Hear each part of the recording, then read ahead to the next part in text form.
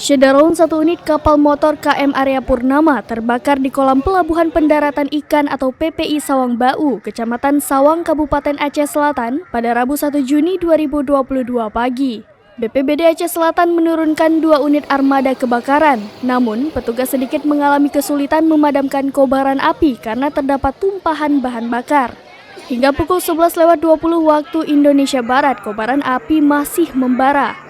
Sementara itu, Panglima Laut Luk Sawang Bau Muhammad Nazir kepada Serambi News mengungkapkan sekitar pukul 9 waktu Indonesia Barat terdengar bunyi ledakan keras disusul kepulan asap hitam dari salah satu kapal nelayan. Melihat api semakin membesar, puluhan awak bot lainnya panik dan langsung menyelamatkan bot masing-masing. Muhammad Nazir mengungkapkan satu orang korban, yaitu tenaga mesin kapal, Samsul berumur 40 tahun, berhasil diselamatkan dan dilarikan ke Puskesmas Sawang. Sementara tenaga mesin pembantu atas nama Iqbal berumur 40 tahun masih dalam pencarian pihak TNI, Polri, dan masyarakat.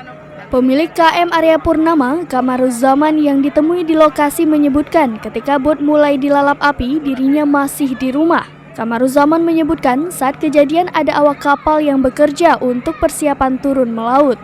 Terkait kerugian akibat kebakaran itu, pemilik menyebut kapal dan seluruh kelengkapan ditaksir lebih kurang 1 miliar rupiah. Namun, ia mengaku telah ikhlas terkait kerugian dalam musibah kebakaran itu.